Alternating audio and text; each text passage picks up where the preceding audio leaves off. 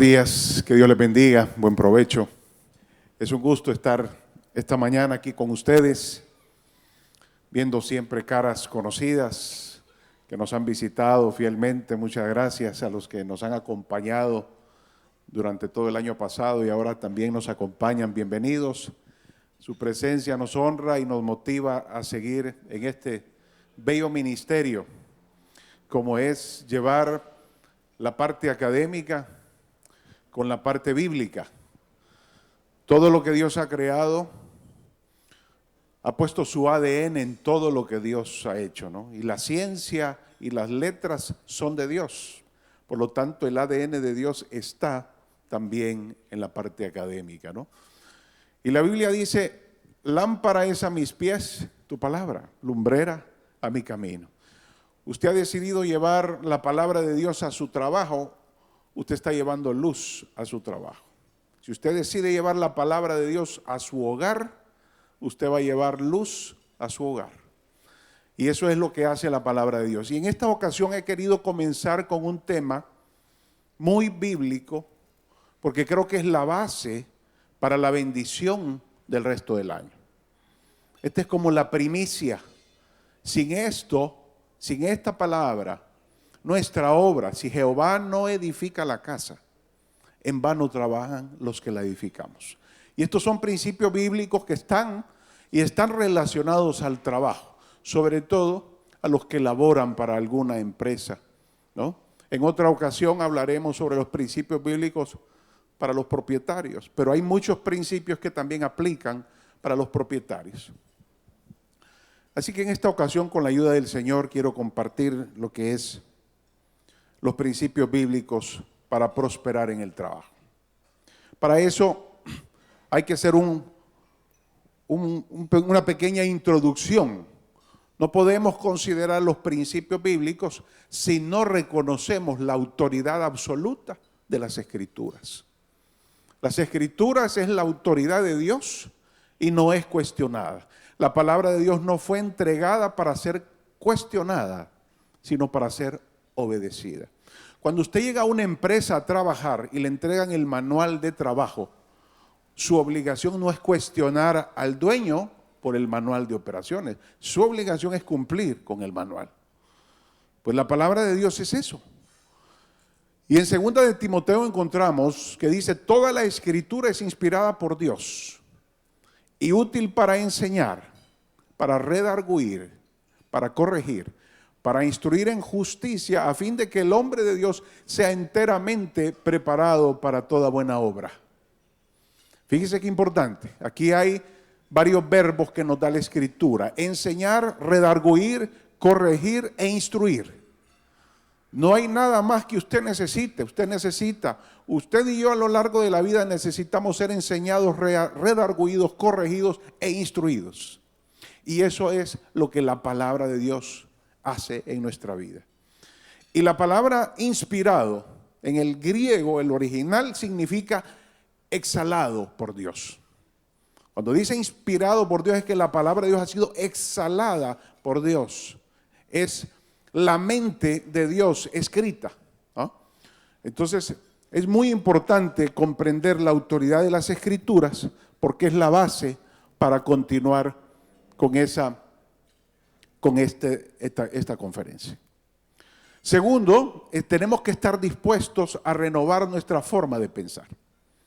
Si usted no trae una mente dispuesta, no es cuánto conozca usted el manual, es cuánto está dispuesto a que este manual, la palabra de Dios, transforme y renueve su vida.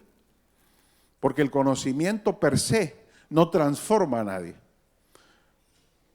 Dice la Biblia en Romanos 12: no os conforméis a este siglo, sino transformaos por medio de la renovación de vuestro entendimiento, para que comprobéis cuál sea la voluntad de Dios, agradable y perfecta. Buena, agradable y perfecta. Nadie más que Dios desea lo bueno, lo agradable y lo perfecto para su vida. Nadie. Solo Dios desea lo bueno para usted. Y cuando dice no os conforméis a este siglo, significa no os conforméis al pensamiento que hay en el mundo, en el término también de los negocios. El pensamiento del mundo es un pensamiento opuesto a los principios de Dios. Un mundo antivalores versus un mundo de valores que la palabra de Dios nos ha establecido. Y como cuando nos convertimos al Señor, los que no nos convertimos desde temprana edad, traemos pensamientos del mundo que tienen que ser renovados, transformados. La Biblia dice, odre nuevo, vino nuevo en odre nuevo. Cuando usted nace de nuevo, hay un odre nuevo y tiene que empezar a recibir todo el vino nuevo que va a transformar su forma de pensar y por ende su conducta. Porque conforme a lo que hay en el corazón, así es Él, dice la Biblia. Por lo tanto, la conducta es una expresión de nuestros pensamientos. Y luego viene reconocer el trabajo como un ministerio. Tenemos que comprender que el hecho de que usted no está sirviendo en una iglesia a tiempo completo y usted no está predicando en una iglesia, eso quiere decir que Dios no lo está queriendo utilizar en su reino. El trabajo que Dios le ha dado es un ministerio y la Biblia dice que nosotros somos sal de la tierra y luz del mundo. En otras palabras, la sal que hace la sal en el alimento le da sabor y en algunos casos lo conserva, le da sabor y la luz que hace llevar, fíjese bien, facilidad de movimiento. El mundo vive en tinieblas y vivimos en un mundo insípido sin la palabra del Señor. Así es que ahí donde Dios le ha puesto en su trabajo, usted tiene un ministerio, ser sal y ser luz ahí donde el Señor le ha permitido estar. Si usted cree que el trabajo que tiene Dios se lo ha dado, entonces significa que Dios tiene un propósito para usted ahí donde está y es bendecir a otros para que la luz de Cristo pueda brillar. También quisiera comentar el origen del trabajo, porque algunos creen que el trabajo es un castigo, pero no es así. De hecho, había una canción muy famosa, El Negrito del Batey, de Tony Camargo, ¿verdad? Que decía que el trabajar yo se lo dejo todo al buey, decía, porque el trabajo lo hizo Dios como castigo, decía. Y eso no es cierto, pero así decía la canción, ¿verdad? Y todos creíamos que era cierto, ¿verdad? Por eso le llamaban, dice, el negrito del batey, decía, ¿no? Todavía vive Tony Camargo, por cierto, ya tiene como 90 años. Pero el origen del trabajo, fíjense bien, en Génesis encontramos donde dice que Génesis 1, 27, y creó Dios al hombre a su imagen, a imagen de Dios lo creó, varón y hembra los creó, y los bendijo Dios, y les dijo, fructificad y multiplicaos, llenad la tierra y sojuzgadla y señoread. Emitan juicio, señoreen significa que hay autoridad sobre lo que Dios ha puesto, hay gobierno, hay una administración. Luego dice en Génesis 2:15, tomó pues Jehová Dios al hombre y lo puso en el huerto de Edén para que lo labrara y lo guardase. Fíjese bien, aquí hay un trabajo de agricultura, ¿no? Lo que tenía la bendición es que esa tierra no iba a necesitar combatir la roya, no iba a necesitar combatir al gusano barrenador, porque la tierra no tenía contaminación.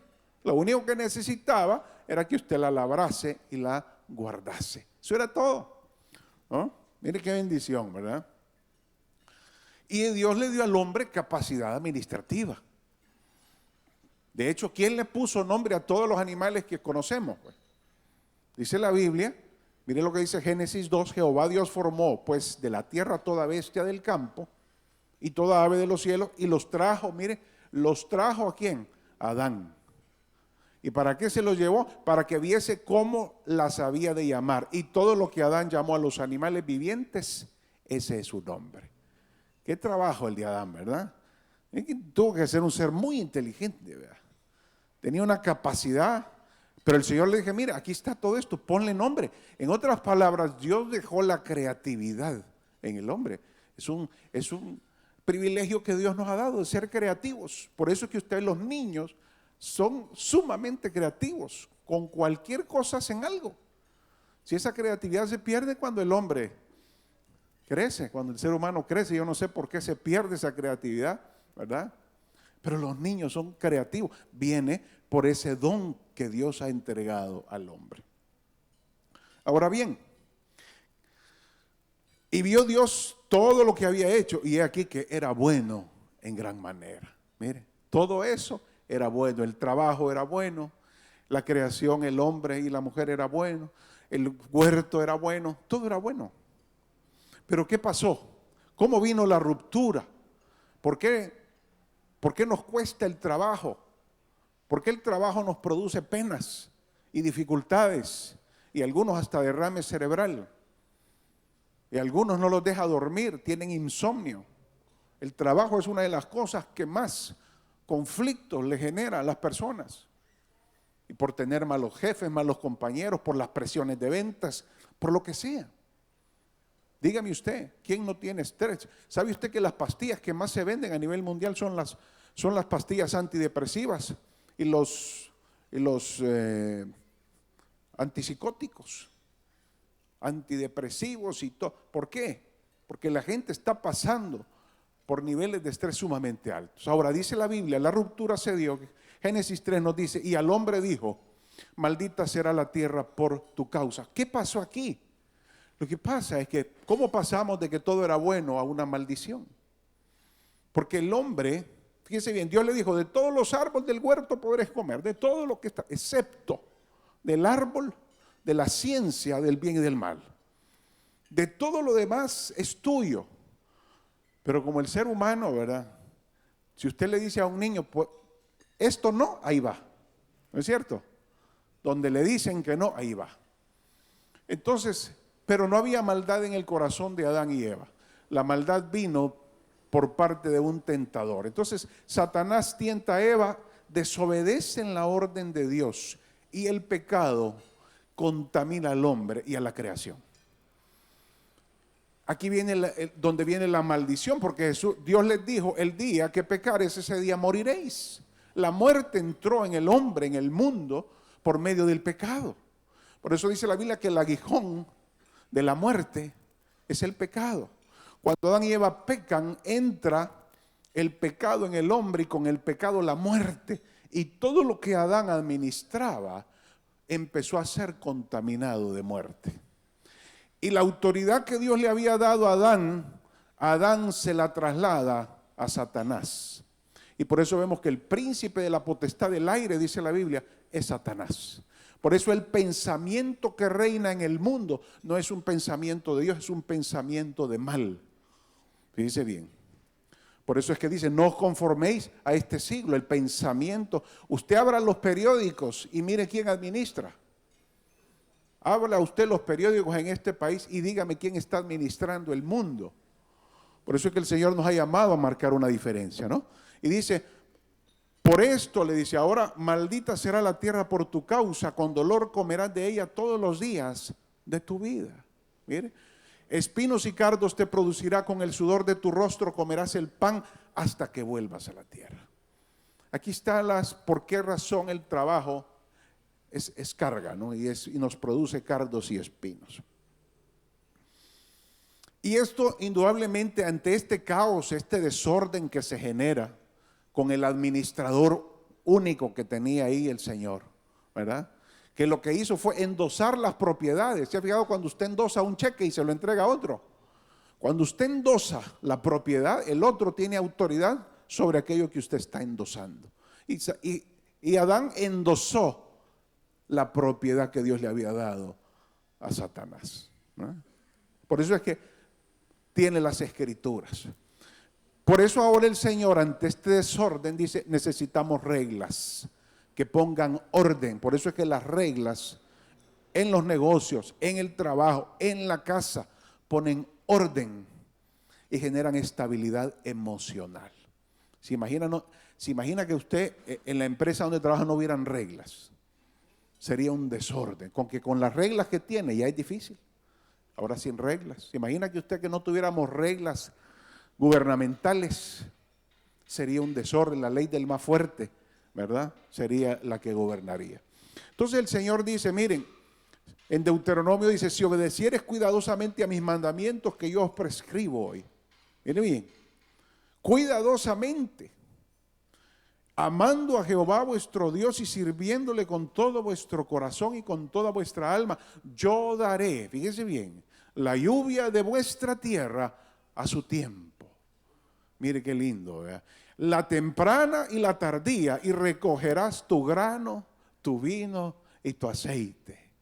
Mire, todo el huerto que Dios le había delegado, le dijo, no te preocupes, todavía hay tiempo, podemos arreglar lo torcido, le dice.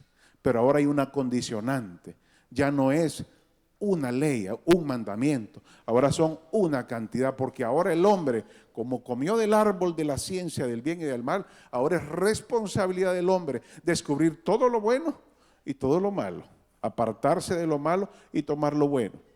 Y dice, daré también hierba en tu campo para tus ganados y comerás y te saciarás. Ahí yo no veo escasez, hermanos, yo no veo escasez. Ahí dice, te saciarás. Mire, cuando el maná caía del cielo, había abundancia, lo que usted no pudiera guardarlo para el día siguiente, ¿verdad? Pero había abundancia. Muy bien. Entonces, el trabajo en sí también tiene un objetivo para Dios, ¿no? Y uno es proveer sustento familiar. Dice la Biblia que si alguno no provee para los suyos y mayormente para los de su casa, ha negado la fe y es peor que un incrédulo. Es decir, el trabajo es una bendición para llevar sustento a nuestro hogar, ¿verdad? ¿Por qué muchos hogares no tienen el sustento? Porque los hombres tienen 2 hogares y no les alcanza para un solo hogar, fíjese. Y eso dice, y no solo eso, otros lo gastan, mire, el día que reciben su salario, van a los casinos, a las cantinas, a desperdiciar toda la bendición que Dios ha traído para ellos. Pero ese es un objetivo. El otro objetivo es disfrutar de la cosecha, disfrutar de su labor. Es bendición de Dios. Dice en Eclesiastés, Salomón dice, yo he conocido que no hay para ellos cosa mejor que alegrarse, miren qué lindo, y hacer bien en su vida. Y también que es don de Dios que todo hombre coma y beba y se goce del bien de toda su labor. Así que si usted quiere darse un gustito con su familia, hágalo, porque Dios le ha provisto para bendecir a usted y a los suyos, ¿no? No lo derroche, ¿verdad? Disfrútelo. Disfrute la tortilla con queso y con frijolitos morolí, queso morolí que ahí, disfrútela.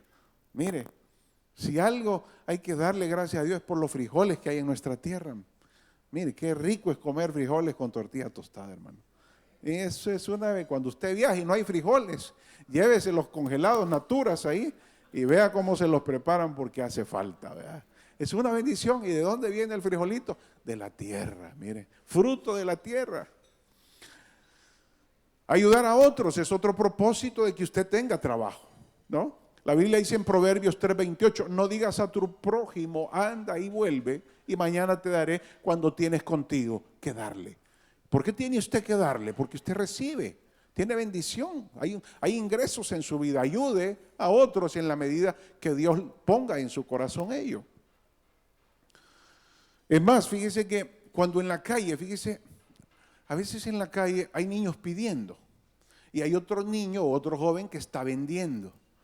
Y muchos cometen el error de darle al que pide y no comprarle al que vende. ¿Sabe que cuando usted hace eso, usted le manda un mal mensaje al que pide y le manda un mal mensaje al que vende?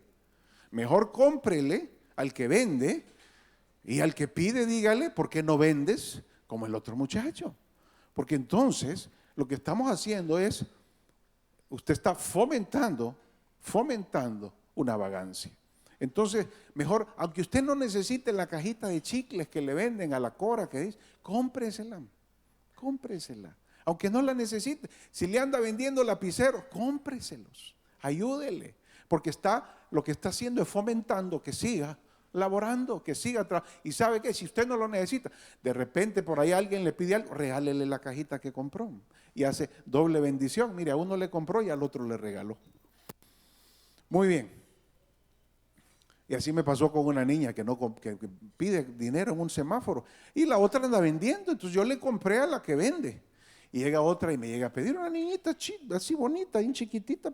Y digo, qué tristeza, dije yo, tan pequeña, ya la están acostumbrados. Esa es cosa de los padres. Yo le dije, ¿por qué no vendes como la otra niña? Es que no tengo con qué comprar. Entonces vine yo y le iba a regalar la cajita de chicles que yo había comprado para que la vendieran. Y le dije, ¿por qué no vendes esta? Ah, no, me dijo, esa es suya, me dijo. Y se fue. En otras palabras, lo que no quería era vender. Esa niña no quería. Cuando yo le ofrecí hacer negocio y vender, ya no quiso, fíjese. O sea que hay gente que no quiere. Y dice la Biblia que el que no trabaja, que no coma, dice. Entonces hay que tener ese cuidado. Ayudemos al que corre. Para aportar al bienestar público. Fíjese que a través de su dinero también usted paga sus impuestos. Y los impuestos son para las carreteras, hospitales. Pero dice, pues por esto pagáis también los tributos, porque son servidores de Dios. ¿Quiénes son servidores de Dios? El gobierno es servidor de Dios. Y el dinero que recibe suyo y mío es para las obras a beneficio del pueblo. Y ellos tendrán que entregar cuentas a Dios. Ahora, su papel es pagar los impuestos, hermano. ¿Qué hace el gobierno con eso? Ya es cosa de Dios con ellos. Usted va a ser bendecido por aplicar este principio, ¿verdad? Pagad a todos lo que debéis, al que tributo, tributo, al que impuesto, impuesto, al que respeto, respeto y al que honra, honra. Así que usted no le deba a nadie nada. Delante de Dios la bendición va a venir. Él dice que la lluvia temprana y la tardía le va a venir de parte de Él, ¿verdad? Así es que el gobierno tendrá que rendir cuentas a Dios de la administración de los fondos que son de Dios, no son nuestros. Y lo otro es provisionar para el futuro. Dice la Biblia en Proverbios 6, ve a la hormiga, oh perezoso, mira sus caminos y sé sabio. O sea que Dios nos habla a través de la naturaleza, fíjese. Mira sus caminos y sé sabio, lo cual, dice, la cual no teniendo capitán, ni gobernador, ni señor, es decir, no tiene jefe, ¿no? No tiene alguien que lo esté fiscalizando, no tiene capataz, como decía Hugo, ¿no? Prepara en el verano su comida y recoge en el tiempo de la siega su mantenimiento. En otras palabras, mire, hay tiempos que son bonancibles y hay otros tiempos que son un poco más de sequía. Prepare usted a través de su trabajo algo que le ayude, ¿verdad? Para esto. Pero dice, por eso es que yo digo que todo lo que Dios ha creado tiene, el ADN de Dios está en toda la creación. Imagine que está en las hormigas y el Señor nos dice, miren, aprendan de las hormigas. Después nos dice, aprendan de los conejos que edifican su casa sobre roca. Aprendan de las langostas que andan en cuadrilla, dice. Mire qué interesante, vea. Dios manifiesta su sabiduría en toda la... Lo curioso es que la gente dice la madre tierra. ¿Y cuál madre tierra? Es Dios manifestando su carácter en la naturaleza que Él ha creado. Él es el padre de la naturaleza. Muy bien. Luego también dice que es para buenas obras. Cada uno dé como propuso en su corazón, no con tristeza, ni por necesidad, porque Dios ama al dador alegre. En el reino de los cielos, usted recibe conforme a lo que da. Es al revés que en el mundo. En el mundo si usted no recibe, no da, ¿verdad? Pero en el reino de los cielos dice, dando es como recibimos. Es al revés. Mire, y poderoso es Dios para hacer que abunde en vosotros toda gracia, a fin de que teniendo siempre en todas las cosas todo lo suficiente, abundéis para toda buena obra. Mire qué importante. Dios no está en contra de la riqueza, fíjese. Es lo que dice, miren, hagan buen uso de las riquezas que yo les doy, para que abunde. Y después dice, el que es fiel en lo poco va a ser fiel en lo mucho. En la medida que usted sea fiel al Señor en lo poco, va a ser, después el Señor le va a dar más para que siga administrando los bienes que son de Él. Mire, si los bienes fueran nuestros, cuando nos muriéramos, nos lleváramos las cosas. Pero nada trajimos a este mundo y nada nos llevamos. Venimos en cero y nos vamos en cero. ¿Qué quiere decir? Que todo lo que hay en medio de esos dos números no son suyos ni míos, son de Dios. Y Dios nos puso en ese interinato para ser administradores de sus bienes, ¿no? Muy bien, y para dar gloria a Dios. Fíjese bien, dice la Biblia, que no se enorgullezca el corazón cuando ya Él nos haya prosperado y hayas edificado buenas casas. Diga, no se enorgullezca tu corazón y digas que mire lo que dice, y olvides de Jehová tu Dios que te sacó de tierra de Egipto, de casa de servidumbre, y digas, la obra de mi mano me ha traído esto. Dice, si no, acuérdate de Jehová tu Dios, porque Él te da el poder para hacer las riquezas.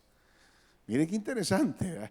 El hombre nomás ya empieza a ganar premios y empieza a irle bien, empieza a creer que ha sido sus maestrías, sus doctorados, sus licenciaturas y todos los contactos que ha tenido, y empieza el corazón humano, mire, dice, cuídate, dice, porque Dios le va a bendecir, Él ha prometido, pero también le está dando una advertencia, le dice, cuídate de no olvidarte de dónde proviene toda, dice la Biblia, que Dios le da de comer a todo ser viviente, dice. Eso incluye usted y la mascota que tiene en su casa. Sí, Señor. Así dice la palabra. Y que toda buena dádiva viene del Padre de las luces, dice. Todo lo bueno que usted y yo tenemos es porque Dios se lo ha regalado. Todo lo malo no ha venido de Dios. Así que no le eche la culpa a Dios por ello. Pero lo bueno sí viene de Dios. Muy bien. Entonces hay una serie de principios, conociendo un poquito el antecedente, hay una serie de principios que también le van a ayudar para que en el trabajo usted pueda prosperar, ¿no? Todos queremos prosperar en el trabajo, ¿no es cierto? Pero muchas veces no entendemos por qué ascienden al otro, por qué aquel y por qué a mí no me toman en cuenta. Y hay principios bíblicos que están gobernando por encima de los principios mundanos. Uno de ellos es la obediencia, ¿no? Si algo es importante en la vida de todo creyente y de todo trabajador, es la obediencia, ¿no? ¿Qué es lo que más le molesta a los padres de los hijos? Que no sean obedientes, hombre. Tener que discutir una orden, eso es. Pero la obediencia, mire, en Efesios 6, 5, 6 dice, siervos, obedeced a vuestros amos terrenales. Ojo, porque hay un amo celestial. Con temor y temblor, con sencillez de vuestro corazón, como a Cristo. Ahí lo dice, no sirviendo al ojo, es decir, al supervisor, a la supervisión humana, a lo que ve el hombre, como los que quieren agradar a los hombres, sino como siervos de Cristo de corazón, haciendo la voluntad de Dios. Obedeced a vuestros amos terrenales, con sencillez. Miren bien, con humildad, mire, qué importante, ¿no? Ahora la pregunta es, ¿a quién quiere agradar usted? ¿A los hombres o a Dios? Porque dice ahí que si usted quiere agradar a los hombres, está sirviendo al ojo. Por eso es que el apóstol Pablo dijo, bueno, ¿y estoy para agradar a Dios o para agradar a los hombres? Decía, porque si estoy para agradar a los hombres, ya no soy siervo de Cristo, dijo. Ustedes quieren que ya no predique, que no, Señor, de aquí yo reconozco quién es mi autoridad, dijo Pablo. Entonces usted tiene que reconocer quién es su autoridad, si dice la palabra de Dios, como siervos de Cristo, y el Señor nos manda a obedecer, y la obediencia es una de las cosas más complicadas que hay en la vida de las empresas, incluso en la misma casa de Dios. Cumplir con la ley gubernamental, eso es algo que le va a bendecir en su trabajo. La Biblia dice, sométase toda persona a las autoridades superiores. Está hablando de todo lo que está en autoridad, porque no hay autoridad sino de parte de Dios, y las que hay por Dios han sido establecidas para establecer orden, ¿no? Lo que hablábamos, el orden tuvo que ser establecido por medio de jerarquías, ¿no? De modo que quien se opone a la autoridad, a lo establecido por Dios, se resiste, ¿no? Así es que todo lo que la ley le exija, pague sus impuestos. Si la ley le pide pagar impuestos, pague sus impuestos. Si le pide pagar estas multas, pague las multas. Si le pusieron una multa de tránsito, no le vaya a dar soborno, ¿verdad? Páguela. Si usted quiere bendición, ahí está la bendición. Mire, con buena disposición, mire bien, es decir, con buena actitud, buena disposición. Efesios 6 nos dice, sirviendo de buena voluntad como al Señor y no a los hombres, sabiendo que el bien que cada uno hiciere, ese recibirá del Señor, sea siervo, sea libre. ¿Quién le va a pagar al final de cuentas? ¿Quién le va a recompensar a usted al final de cuentas? El Señor le va a recompensar. Pero dice que trabajemos de buena voluntad.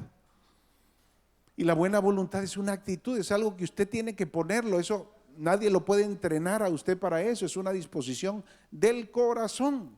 Eso es algo que usted tiene que llevarlo, ¿no? Y luego, con diligencia. La Biblia dice que la mano negligente empobrece, pero la mano de los diligentes enriquece, ¿no? Y luego dice que la mano de los diligentes señoreará, pero que la negligencia será tributaria. Y luego dice, el alma del perezoso desea y nada alcanza. O sea, vive soñando, ¿verdad? Pero al final dice, el alma de los diligentes será prosperada. Le pongo estos 3 versículos porque aquí hay tres, ¿no? Tres bendiciones. Enriquece, o sea, enriquecer, señorear y prosperar. La diligencia va a traer enriquecimiento, señorío y prosperidad.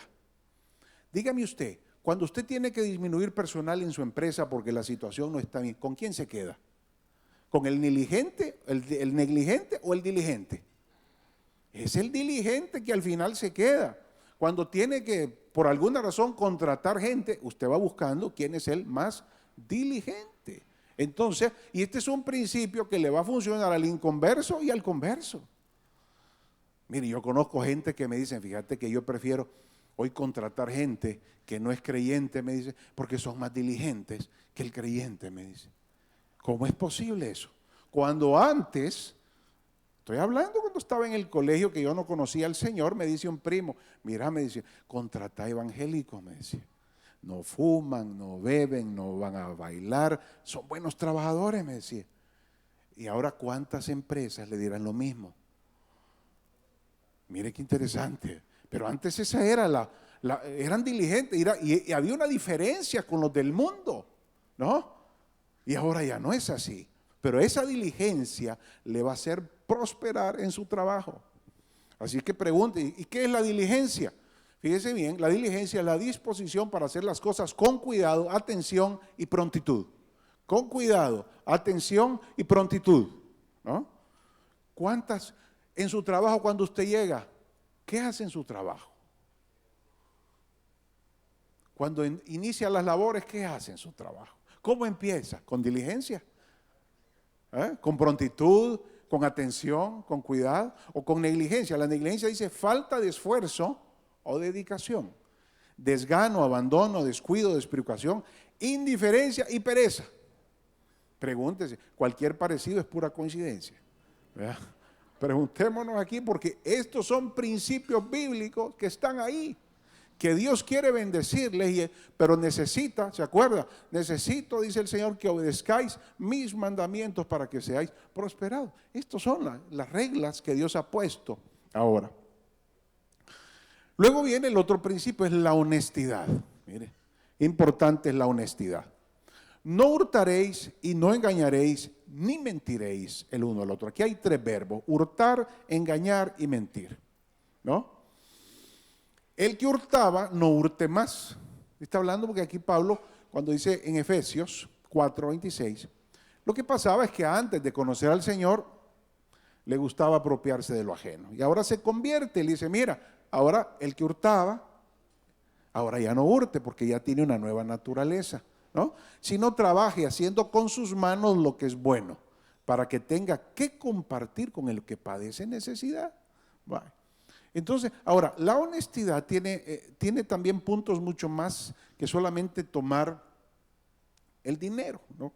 Sino que hay ciertos casos, por ejemplo, en que tienen que ver con la honestidad en una organización. Por ejemplo, la información confidencial que sale de la empresa. Eso es robarle a la empresa.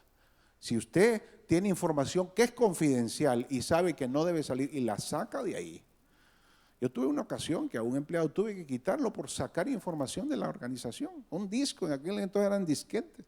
Saca y se lo entrega a una persona que estaba trabajando con la competencia. Tuve que despedirlo. Y era creyente, señores, era creyente. Entonces ahí vemos que hay ciertas cosas que por ignorancia se cree que estamos haciendo un bien, pero estamos violentando un principio del reino que no le va a traer bendición. Por ejemplo, tomar la idea de otro como propia.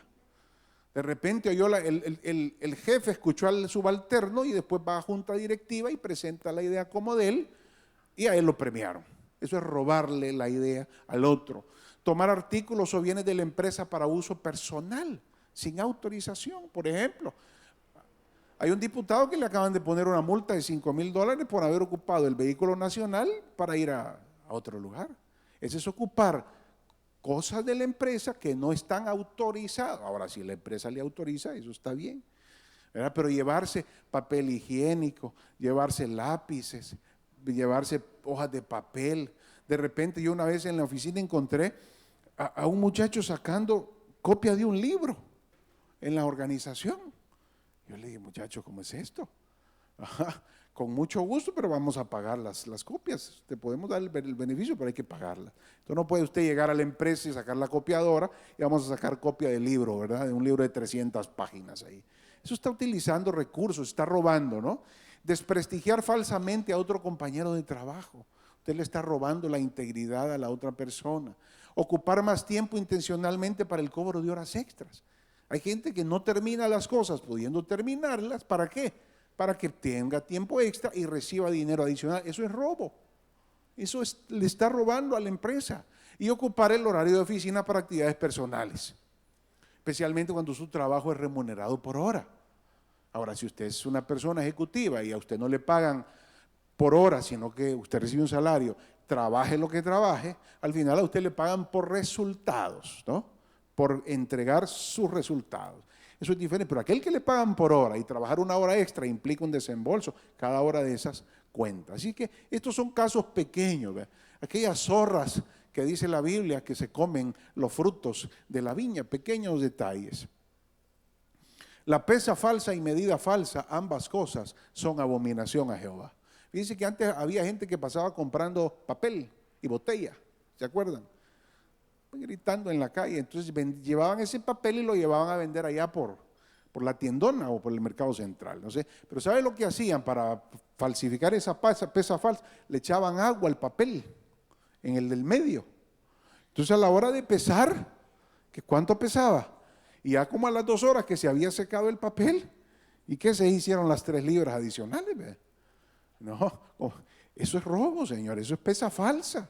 Mire, vender la libra de 12 onzas, eso es pesa falsa, ¿no? Así es que tenga mucho cuidado con las promesas de sus productos, porque si sus productos usted los promete con ciertas características y atributos y garantías y después usted no las da, tenga cuidado, especialmente los vendedores, ¿ve? Los vendedores, si algo tienen esa habilidad para vender lo que no tienen a disposición. Tengan mucho cuidado, porque entonces se está perdiendo la bendición de Dios. Luego, ser autodidáctico, el autocapacitarse, es decir, mire, dice la Biblia en Daniel, a estos 4 muchachos Dios le dio conocimiento e inteligencia en todas las letras y ciencias. Mientras Dios no se las dé directamente a usted, usted adquiéralas, tiene que adquirirlas, capacitándose. Eso tiene que ser autodidacta. Estamos hablando aquí, Sadrac, Mesac, Abednego, y no sé. Mi pueblo fue destruido porque le faltó conocimiento, Oseas 4:6. La falta de conocimiento.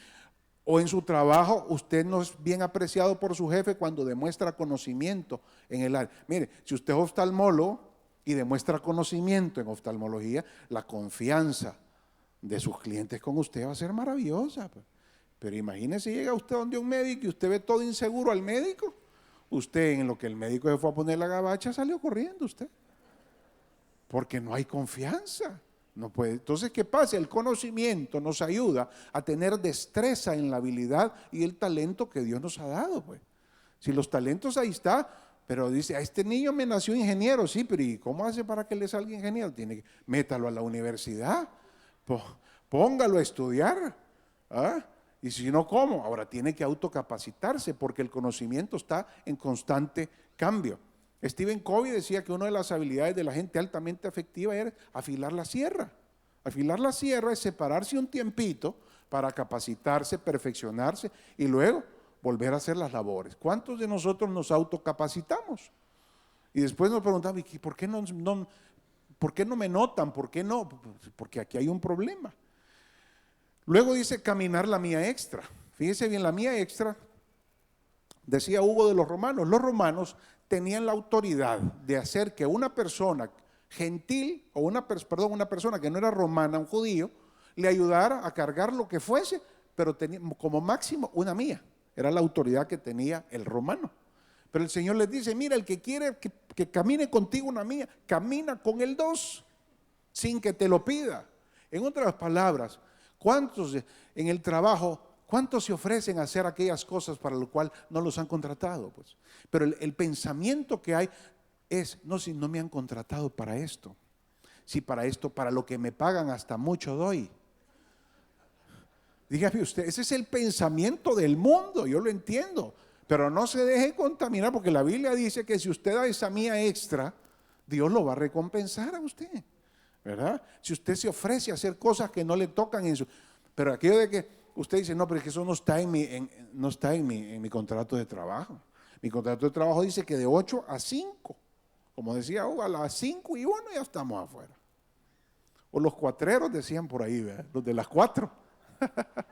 Los de las 4. Así es que lo que quiere decir el Señor, mire, ofrézcase de más de lo que le piden. Dios lo va a bendecir, ¿no? Entienda que sus bendiciones vienen de arriba, no de abajo. Muy bien. Aceptar la disciplina, eso es algo bien importante. Siempre en algún momento nos vamos a equivocar en el trabajo, pero acepte la disciplina con humildad. Es decir, mire, dice la Biblia en Hebreos 12 que es verdad que ninguna disciplina al presente parece ser causa de gozo, sino de tristeza, ¿no? Pero después da fruto apacible de justicia a los que en ella han sido ejercitados.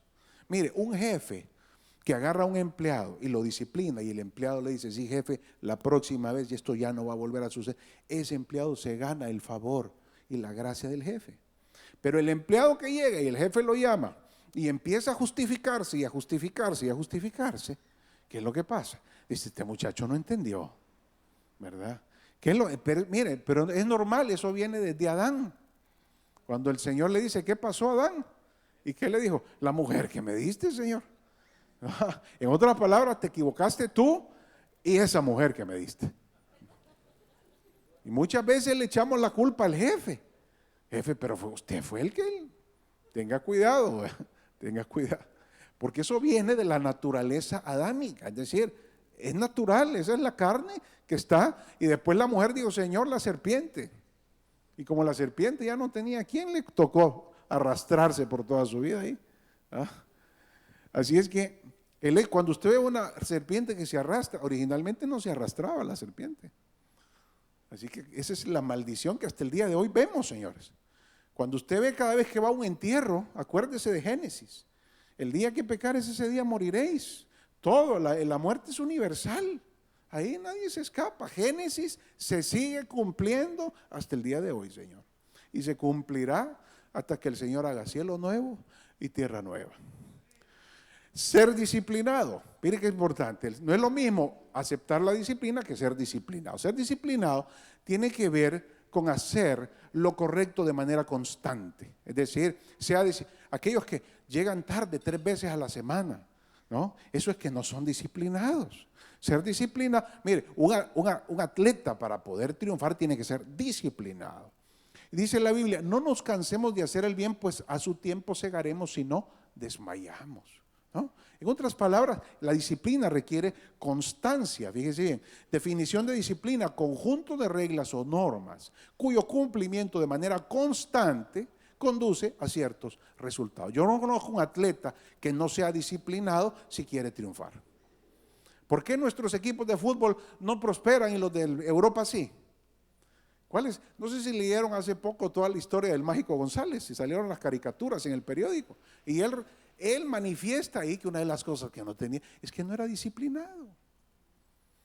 Nuestro fútbol no prospera porque no son disciplinados. La noche antes andan parrandeando, al día siguiente llegan tarde y llegan con efectos alcohólicos, cuando el europeo es disciplinado, pues. Entonces, eso es cultura, señores, ¿verdad? Porque, mire, ¿cómo es posible que aquí usted bota papel en la calle, pero cuando va a Estados Unidos ya no lo bota? ¿Cuál es la diferencia? Usted ve aquí haciendo cosas a gente en la calle a plena vía, pero cuando van a Estados Unidos usted no ve que lo están haciendo, ¿verdad? Y saben a lo que me refiero, ¿verdad? ¿Y por qué? Dicen, ¿por qué aquí sí, allá no? ¿Cuál es la diferencia si es el mismo individuo? Mire bien, es la cultura que absorben allá y dicen, no, si lo hago aquí, allá. Usted sabe que Estados Unidos tiene multa de $500 por botar un papel en la calle. Y se la ponen, efectivamente. Y aquí es más, aquí los buceros tienen una deuda de multas que al final se las perdonan y empiezan de cero. Las leyes, si no se cumplen, producen anarquía y desorden, ¿no? Así que la disciplina tiene mucho que ver también con eso. Y algo bien importante, no envidiar la prosperidad del inconverso. Ahí en el trabajo usted va a asociarse, pero el Señor dice, miren, ojo, de repente usted va a ver que el impío prospera y usted no, ¿verdad? Dice la Biblia, no envidies al hombre injusto en Proverbios 3, ni escojas ninguno de sus caminos, porque Jehová abomina al perverso, mas su comunión íntima es con los justos.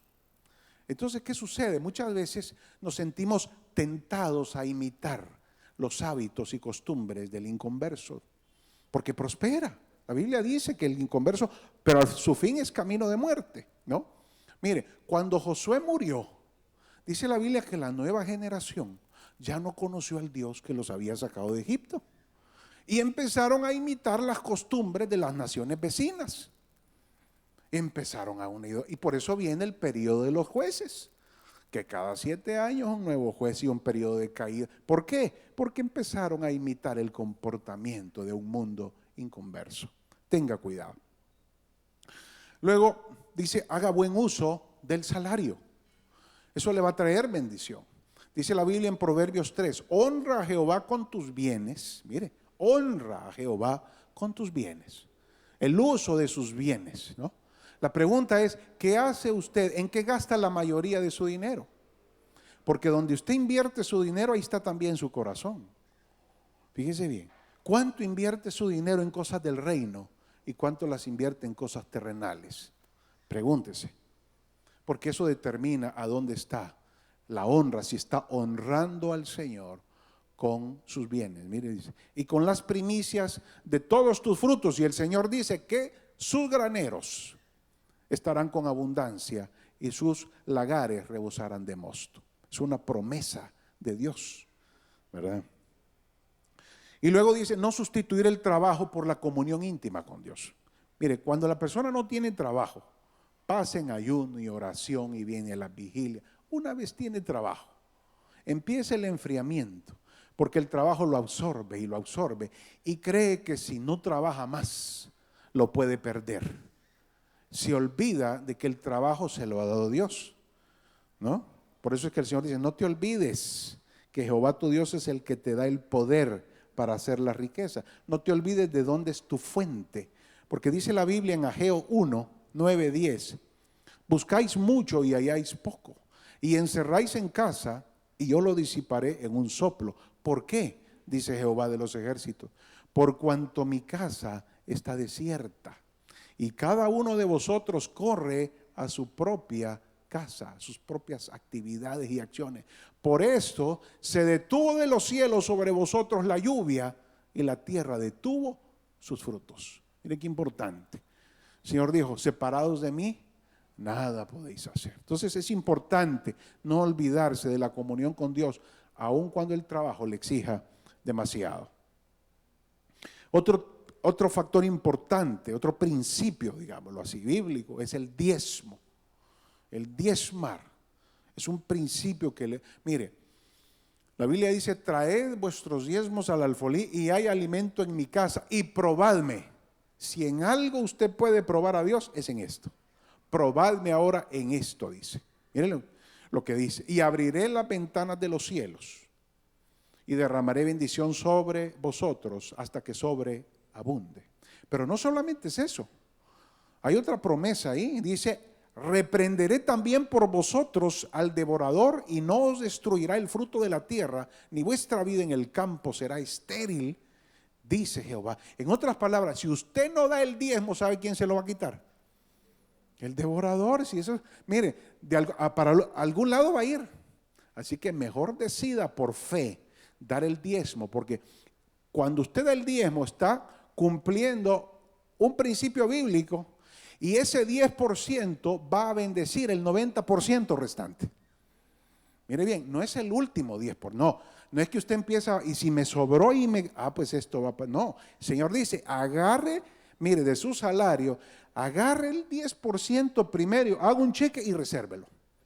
Guárdelo, no lo deje de último, porque para el Señor son las primicias, ¿no? Las primicias.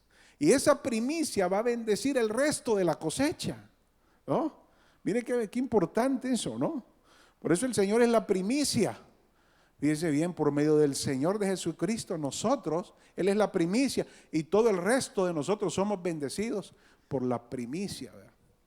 Qué bendición, ¿verdad? Así es que si usted quiere que el devorador no se coma su fruto, y usted dirá, pero es que no me alcanza. Si diezmo no me alcanza, es al revés. Cuando empiece a diezmar, le va a alcanzar. El devorador se está llevando sus frutos y está echando en saco roto y no se está dando cuenta. Y este es un principio que algunos dicen que es del Antiguo Testamento. Jesús dijo, yo no he venido a abrogar la ley, sino a cumplirla. A los fariseos les dijo, miren, ustedes diezman la menta y el comino y se olvidan de la justicia. Pero esto es necesario hacer sin dejar de hacer aquello. O sea, Dios no vino a abrogar la ley, la vino a hacer, vino a dar la verdadera intención de la ley, ¿verdad? Es todavía más. No aceptar ni dar soborno. Y eso se da mucho en las empresas, que aceptan para que el vendedor le acepten y le da al comprador dinero o viceversa. Y la Biblia dice que ni tomes soborno en Deuteronomio 16, ni tomes soborno porque el soborno ciega los ojos de los sabios, mire bien, y pervierte las palabras de los justos. Va a corromper su lugar de trabajo, lo va a corromper. Yo supe de una empresa en Guatemala que le vendía al gobierno máquinas fotocopiadoras y luego el comprador nuevo le dijo al vendedor, y que era cristiano, le dijo, mira, quiero darte el contrato nuevamente, pero necesito que hagas esto y pongas este precio y yo te voy a dar una porción del negocio. Y este hombre cristiano se mantuvo fiel. ¿Sabe que el gobierno le compraba el 70% de los servicios? Perder al gobierno significaba perder el 70% de su negocio. Pero este hombre dio un acto de fe y dijo, no puedo. Y entonces este hombre le cortó el contrato, fíjense bien. Y empezó este hombre a depender de Dios. Pero poco a poco lo empezaron a llamar, mire, de manera especial, lo empezaron a llamar otras empresas y empezaron a darle contratos que sustituyeron lo que el gobierno le había quitado. Un año después, del gobierno lo volvieron a llamar para volver a restablecer los servicios, porque la persona que le había ofrecido el soborno ahora era un prófugo de la justicia.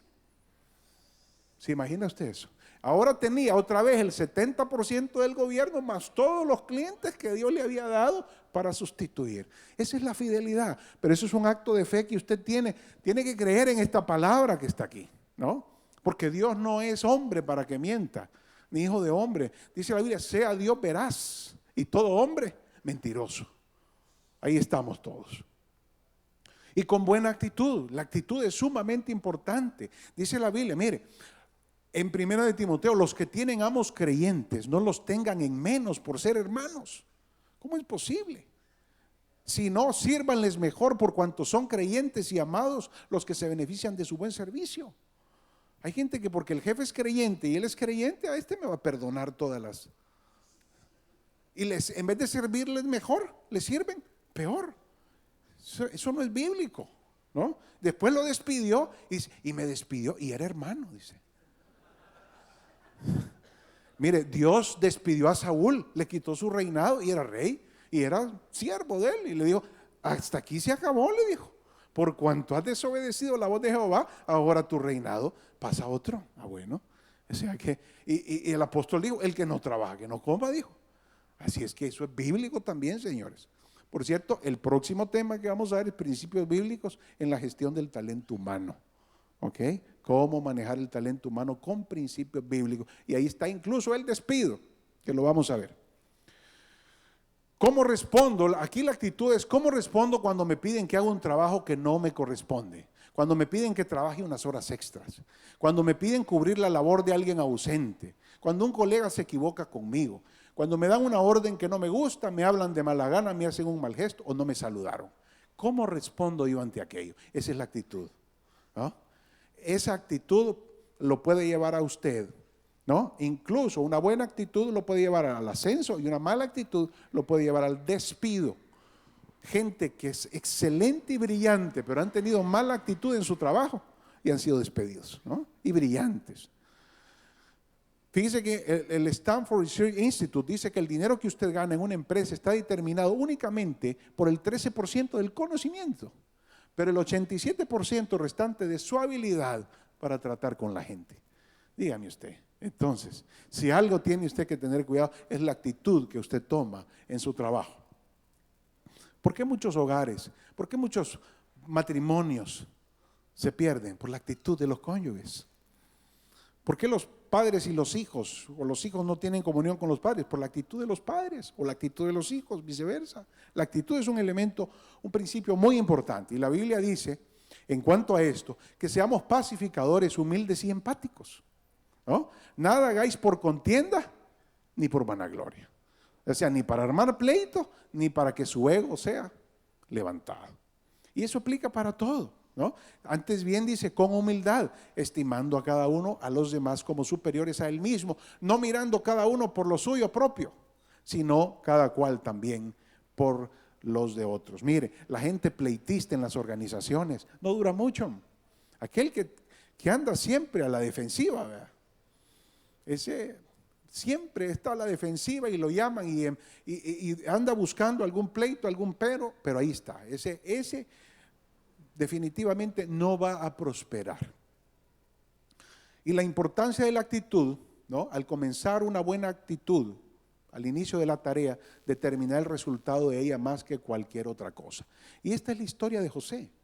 José era un hombre que por obedecer a su padre, sus hermanos lo tiran al calabozo, lo venden a los mercaderes y se va como esclavo a Egipto. Por estar obedeciendo a su padre. Sin embargo, ese José rapidito fue el segundo a bordo en la casa de Faraón, en la casa, perdón, de Potifar. Rapidito. Ahora, ¿cómo es que pudo estar a cargo de la casa de Potifar? Porque era colaborador. Se ganó la confianza. ¿Cómo es que un esclavo de la noche a la mañana lo tienen a cargo de la casa de Potifar? Era colaborador. Y por seguir los principios bíblicos, lo acusan falsamente y lo meten preso. Pero mire, en la cárcel, José era colaborador. Ahí en la cárcel no se puso a ver cómo hacemos un hoyo para salir de aquí lo más pronto posible, ¿verdad? O sobornemos al carcelero y vemos cómo nos vamos, porque aquí yo estoy injustamente metido. Y tenía toda la razón. Pero ahí en la cárcel, dice, la Biblia dice que se ganó la confianza del carcelero, y dice que el carcelero se despreocupaba de todo lo que había en la cárcel, porque José se encargaba de ella, dice. Un preso a cargo de la cárcel, hombre, ¿se imagina usted eso?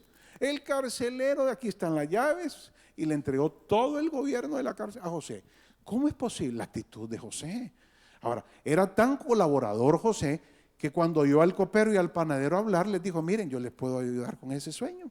Y les voy a descifrar el sueño, les dijo. A ti en 3 días te quitan la cabeza y tú en 3 días vuelves a servir la copa del rey. Y efectivamente así fue. Pero mire, si José lo ponían a barrer, José era el mejor barrendero que había en Egipto. Ese hombre no había queja. Cuando la mujer de Potifar lo tienta, que dice, ¿cómo voy a hacer eso yo en contra de mi Dios y en contra del hombre que me ha demostrado su confianza? Tenía principios bíblicos bien establecidos. El amor a Dios estaba, y ¿sabe qué? José nunca se le olvidó el sueño que Dios le reveló, fíjese. Él decía, este no es mi destino. La manera de José era, este no es mi final. Dios ya me lo dijo atrás. ¿Y sabe cuántos años pasaron hasta que fue a ser gobernador de Egipto? 13 años pasaron usted. A los 17 lo meten preso y a los 30 fue gobernador. Mire qué interesante, porque estando el copero ahí frente al rey, le dice, yo conozco un hebreo, un esclavo allá, qué buena gente. Hombre. Y dice, mira, se dispone, él te puede descifrar el sueño, le dice. Y lo mandan a llamar, llamen al hebreo, porque estos sabios que tengo aquí, el gato sabio, ¿verdad? Como dice, estos sabios que tengo aquí, ninguno. Y el faraón le descifra el sueño y dice, ¿y quién mejor que José? Dice, para que tú administres todo esto, le dice. En otras palabras, faraón le dice, mira, si tu Dios te bendice a ti, pues venite a trabajar conmigo porque también me va a bendecir a mí. Y dice la Biblia, y Jehová estaba con José. Y mire qué interesante, José minutos atrás era un esclavo y minutos después era el gobernador de Egipto, segundo a bordo después de Faraón. Y Potifar, que era su jefe, ahora es su subalterno. ¿Cómo se explica eso? Esa es la historia de José, un hombre de buena actitud, fiel a la palabra, y fue, mire, 13 años, pero fiel. Así que no se preocupe si no lo han recompensado, si su situación en su trabajo no es como quiere. Sea fiel a la palabra, sea fiel, porque si Jehová está con usted, tarde o temprano, la lluvia tardía vendrá como vino la lluvia temprana. Y su postrer estado, dice, será mejor que el primero. Con la palabra, dice, la actitud tiene que ver con la palabra. Sea vuestra palabra siempre con gracia, sazonada con sal. Es decir, la forma como usted responde en su trabajo. Son sus palabras suaves con sus colegas, con sus compañeros de trabajo, con su jefe. ¿Cómo son sus palabras? ¿Llevan sazón, sabor? ¿Es agradable escuchar su conversación? Porque eso es lo que significa, sazonada con sal, ¿no? Para que respondan a cada uno. Mire, con respeto. Exhorta a los siervos a que se sujeten a sus amos, que agraden en todo, que no sean respondones. Miren, los empleados respondones a los jefes les caen mal. Y dice aquí, no sea, miren la Biblia, esto es textual, eso está en Tito 2:9, no sean respondones. ¿Verdad? Luego dice, con sujeción, estad sujetos con todo respeto a vuestros amos. Pero mire bien, no solamente a los buenos y afables, sino también a los difíciles de soportar. ¿Tiene usted un jefe difícil? Pues mire, la Biblia dice que con ellos también usted tiene que ser, como dice el pastor, ese es el gimnasio de Dios. Ahí está el gimnasio, ahí Dios lo está, mire, entrenando, lo está entrenando. Pero aquí dice, con todo respeto, ¿verdad? A los difíciles. Y la mayoría, mire, la historia ha sido que los jefes, como no han pasado por estos seminarios, ¿verdad? No han pasado por seminarios de liderazgo, no han estado en la cumbre de liderazgo. Son capataces y son difíciles de soportar, pero dice, mire, manténganse con respeto, ¿verdad?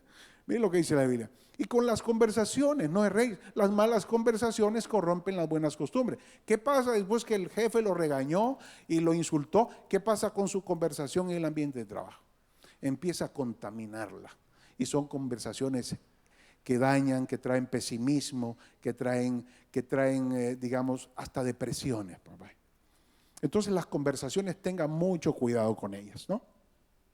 Y con el tipo de lenguaje, ninguna palabra corrompida salga de vuestra boca, sino la que sea necesaria para la necesaria edificación, a fin de dar gracia a los oyentes. En otras palabras, mire, cuando usted habla, sea hasta para despedir, tiene que despedir con gracia. Pues sí, aquí al final, mire, ¿cómo le dijo Jesús a Judas? Mira, Judas, lo que vas a hacer, hazlo rapidito. No le dijo, mira, Judas, qué bárbaro. No, le dijo, Judas, lo que vas a hacer, rapidito, hazlo porque hay que concluir la obra. ¿Verdad? O sea, en otras palabras, para despedir usted puede hacerlo con gracia.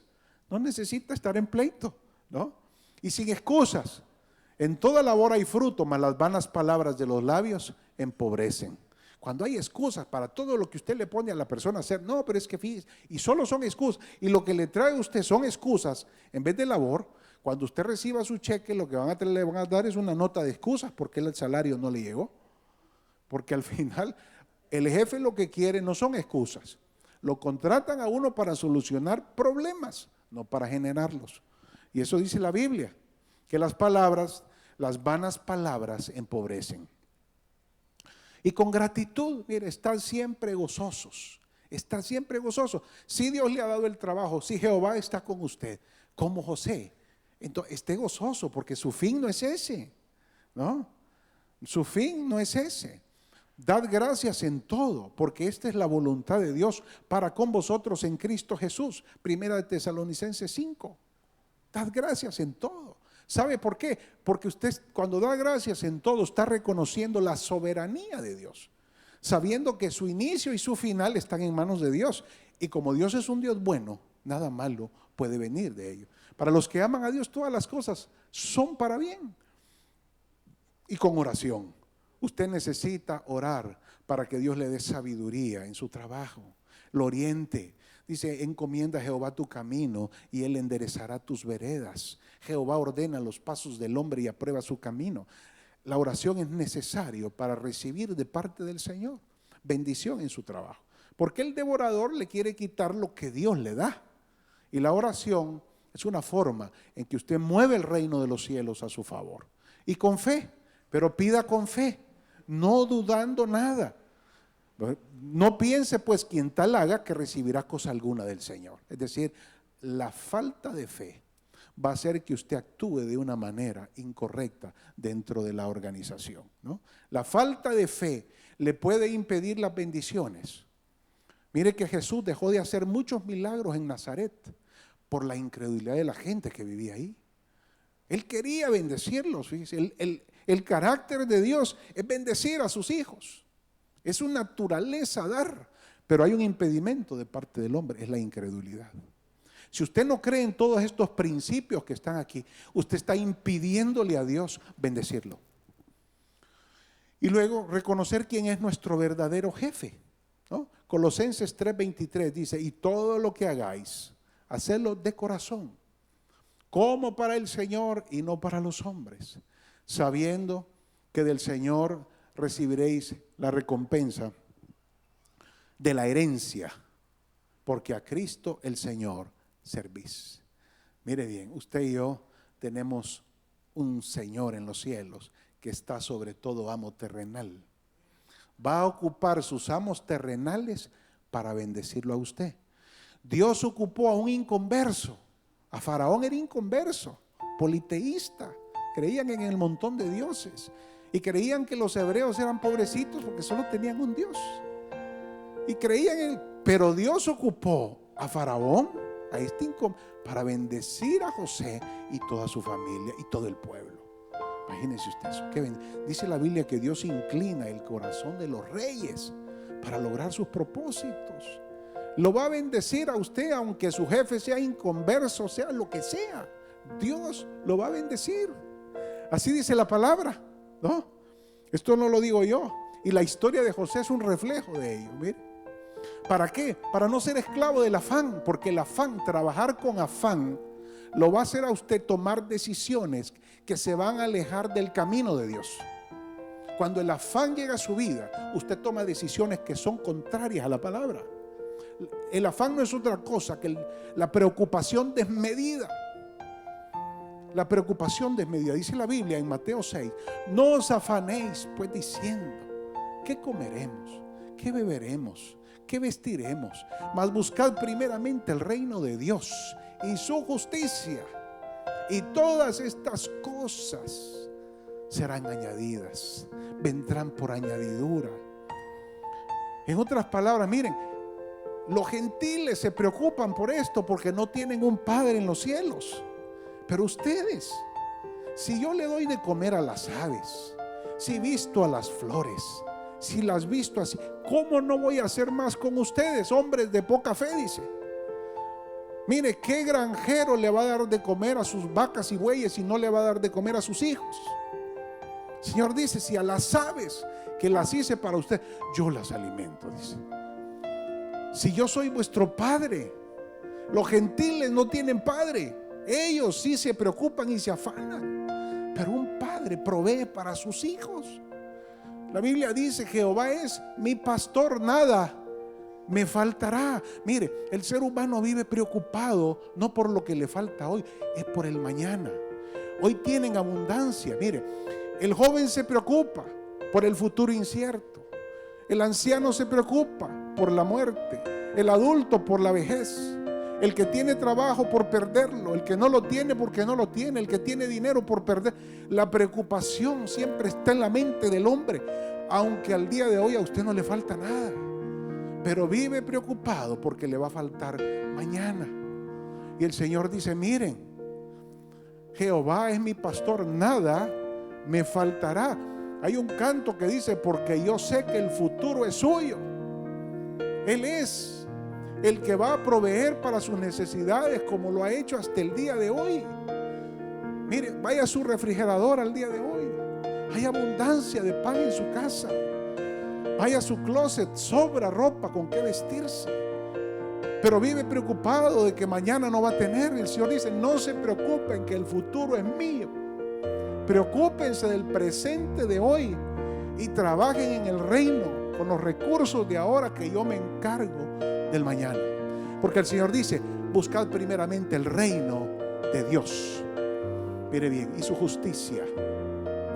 Y esto nos indica, mire bien, que Jesús predicó un nuevo reino, un reino paralelo a este. Es un reino con nuevas reglas. Es un reino diferente al reino del mundo. Dice: y Jesús vino a Galilea predicando el evangelio del reino de Dios, diciendo: el tiempo se ha cumplido y el reino de Dios se ha acercado. Arrepentíos y creed en el evangelio. Fíjese bien, este reino se acerca con Jesucristo, pero pone una condicionante: arrepiéntanse y crean en este evangelio, para que venga sobre vosotros abundancia y todas las bendiciones de ese reino puedan venir a su vida. Jesucristo es la manifestación también de la justicia, donde dice el reino de Dios y su justicia. Dice la Biblia que ahora, en Romanos 3, aparte de la ley, se ha manifestado la justicia de Dios, testificada por la ley y por los profetas. La justicia de Dios por medio de la fe en Jesucristo, para todos los que creen en Él, porque no hay diferencia, dice, por cuanto todos pecaron y están destituidos de la gloria de Dios. Cuando dice están destituidos de la gloria de Dios, están destituidos de su reino, están destituidos de sus bendiciones y han pasado a la autoridad de un reino terrenal que ha traído maldición a la vida del hombre. El hombre solo puede estar en dos reinos: o en el reino de la luz o en el reino de las tinieblas. Y en el reino de las tinieblas hay maldición. Esa es la herencia de Adán. Pero en el reino de la luz hay bendición, hasta que sobreabunde, dice la Biblia. Y luego es por medio de la fe que nos apropiamos de esta bendición. Justificados pues por la fe, tenemos paz para con Dios por medio de nuestro Señor Jesucristo. Es decir, la enemistad, la maldición que había traído el pecado, había sido quitada de en medio por medio de Jesucristo. Y al quitarse la maldición, viene a su vida la bendición. Cuando el velo se rompe en el templo y Cristo muere, es porque la enemistad, la maldición de Dios había caído sobre Jesucristo. Y ahora, para todos los que le recibiesen, pasaba un periodo de bendición. Y luego dice la palabra que por Cristo entramos en ese reino. Y en aquel tiempo estabais sin Cristo, alejados de la ciudadanía de Israel y ajenos a los pactos de la promesa. Mire cómo estábamos, sin esperanza y sin Dios en el mundo. Así vive el mundo, sin esperanza y sin Dios. Pero ahora en Cristo Jesús, vosotros que en otro tiempo estabais lejos, habéis sido hechos cercanos por la sangre de Cristo. En otras palabras, mire, ahora usted y yo hemos sido trasladados a otro reino. Nos ha trasladado, nos ha movido de ciudadanía, de reinado, de gobierno. Tenemos otro rey que nos bendice. La Biblia dice en Colosenses 1, el cual nos ha librado de la potestad, del gobierno, de la autoridad de las tinieblas, y nos ha trasladado al reino de su amado Hijo, en quien tenemos redención por su sangre, el perdón de pecados. Es decir, al perdonar los pecados, la maldición se va en la vida del hombre y pasa de tinieblas a luz. Y nos hacemos miembros de una familia nueva. Mire qué lindo. Así que ya no sois extranjeros ni advenedizos, sino conciudadanos de los santos y miembros de la familia de Dios, edificados sobre el fundamento de los apóstoles y profetas, siendo la principal piedra del ángulo Jesucristo mismo. Mire, ahora somos miembros de la familia de Dios y conciudadanos de los santos. Mire qué lindo. Quiere decir que usted y yo ahora tenemos una nueva ciudadanía. Mas nuestra ciudadanía está en los cielos, de donde también esperamos al Salvador y al Señor Jesucristo. Mire qué lindo. Quiere decir, mire, cuando un americano muere en este país, ¿sabe para dónde lo llevan? si él no es ciudadano de aquí, es ciudadano americano? ¿Para dónde lo llevan? Para Estados Unidos, porque su ciudadanía está allá, no es de aquí. Él aquí es un peregrino, es un advenedizo. Dice la Biblia que usted y yo hemos sido dados una nueva ciudadanía. Cuando usted y yo morimos, ¿para dónde nos vamos? Para la casa del Padre. Mire qué lindo. Y sabe usted que a un americano no lo rigen, no puede ser juzgado por las leyes locales, porque él es juzgado por las leyes americanas. Por eso lo mandan de regreso a Estados Unidos para que ya lo juzguen.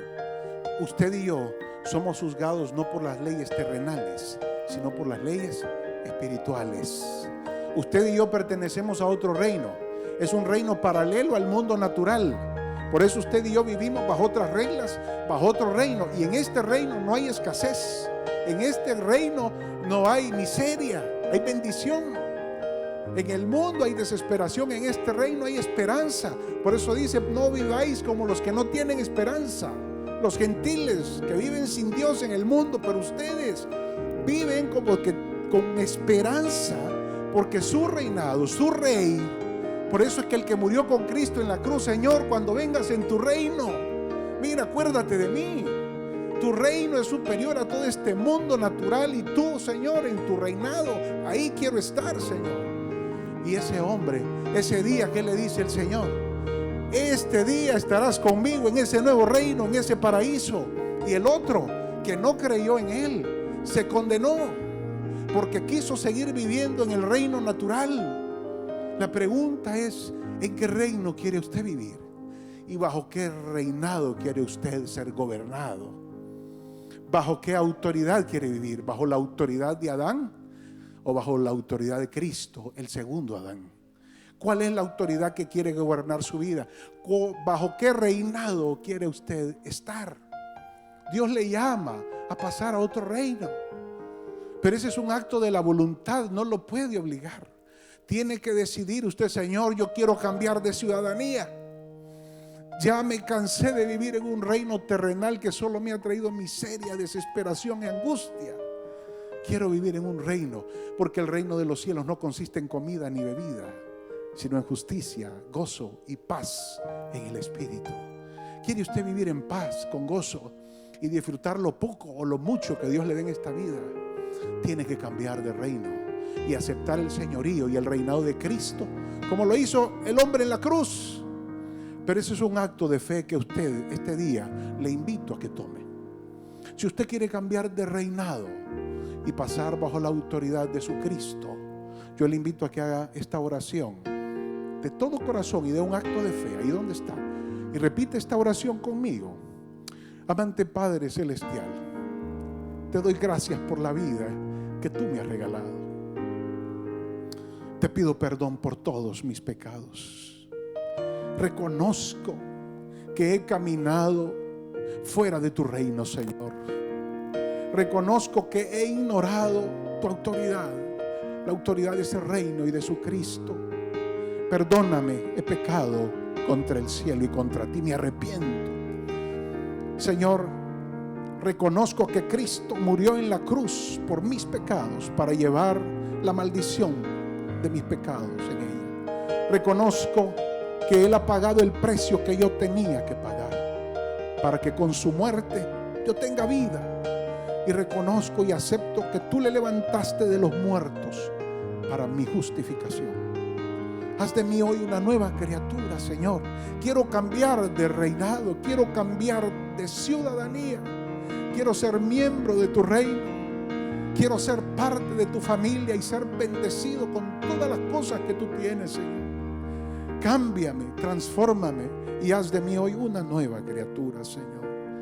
Inscribe mi nombre en el libro de la vida y que a partir de ahora, Señor, yo pueda vivir bajo los principios de tu reino, Señor. Te lo pido todo dándote gracias por el amor y la paciencia que has tenido conmigo, Señor. Te lo pido todo dándote gracias en el bello nombre de Jesucristo, mi Señor y mi Salvador. Amén y amén.